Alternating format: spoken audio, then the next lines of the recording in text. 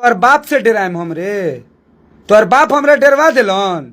साला रीलवा के तनी काट के हमर मन रहे, हम बोले रही हमरा से गलती, हमरा केहू ला नहीं खे लड़े के। तोरा काला से लड़ी? डर गया सौरभ ऐश्वर्या। सौरभ ऐश्वर्या किसी से नहीं डरता है, समझा रे? तुम्हारे बाप से भी नहीं डरता है। मजबूर मत करो बुलवाने पे। खोलेगा का? खोलेगा? नहीं चाह रहे हैं किसी को बोलने आता तुम। इस साला उस दिन हम लाइव आके जो बोले थे कि हम क्यों लड़े, नहीं लड़ेंगे, कि हमसे जो गल, इस साला काट के डल गया है पावर रे। तोर मत खोलवाओ, हम चुप बानी, चुपे रहे दे। तोरा जेकरा गड़ियावे के बाद, तोरा जेकरा बोले के बाद बोल। हमर फोटो लगाइबे तो जान ले चैनल वाला के नाम धके माई के भोसरा करेम हम। हमरा तनको समय ना लगी। ऐसे हम कहले बानी नु कि हम केहू के मैटर में इंटरफेयर ना करेम, हम केहू के मैटर में ना बोलेम। तू साला हमर फोटो लगाओ तरे पवन सिंह से डर गया। सौरभ ऐश्वर्या, सौरभ ऐश्वर्या डराई रे कोनो से? इतना केकर माई दूध पियले बारे पूरा भोजपुरी इंडस्ट्रीज में जो हमरा डरवा दी रे। हमर मन के विचार भेल कि हम ना लड़ेम केहू ला, हम केहू, हम अपन काम पर ध्यान देम, हम अपन काम करेम। हम लोग के मैटर सॉर्ट आउट करे वाला थोड़े बनी।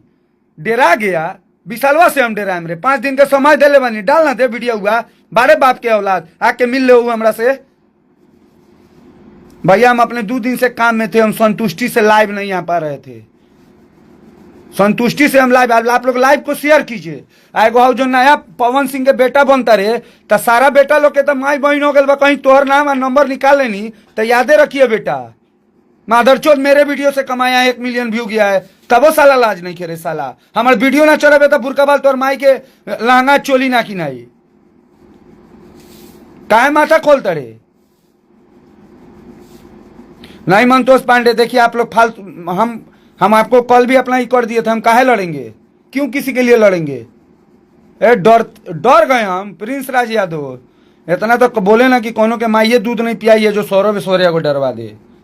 डर वो तो साला हम 7वां 8वां में थे तो अब नहीं डर था, तो अब तो डर के स्पेलिंगो हमरा पता रही तब न भाई। हम जानबो ना करनी कि डर का होकेला। का कि आज लोग के डरवाई डरनी कोनो साले से ना। साला हम कल लाइव आके बोले, हम महेश पांडे का वीडियो देखे तो हमको लगा कि नहीं किसी के लिए लड़ना नहीं चाहिए। क्यों लड़ेंगे?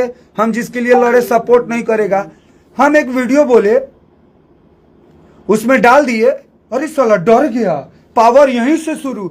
मेरा कंपेयर कर रहे हो पवन सिंह से? वाह जियो, और अच्छा कर रहे हो। करो करो, जितना कंपेयर करना है, जितना तुमको करना है करो। अगर मेरा फोटो लगा के मेरे वीडियो से तोहर माई के लहंगा चोली किना था, B4 क्रिएटर की कौन सी क्रिएशन कौन करना मुँह भूला था नहीं, 1,25,000 तोरा माई के नीचे हम फॉलोअर बढ़ावे लगे। हमर खोपड़ी मत खोलिए। हम गाड़ी देवल मना कैले बनी कि हम केहू के मैटर में ना करिए, लेकिन हमर जहाँ बात हुई वहाँ माई से बियाह कर लेम। तो ऐसे हम समझा दो तनी सारा जितना पवन सिंह के यूट्यूबर बा, जितना जितना भैया आपसे विनती है, रिक्वेस्ट है, समझा दीजिए कि ई भोसड़ी वाला लोग मेरा फोटो है मेरा ही नहीं करे, ना तो मजबूर नहीं पता चले कि यूट्यूबर के साथ साथ फिर हम अपना समझ रहे हैं ना। इसलिए हम नहीं चाह रहे हैं।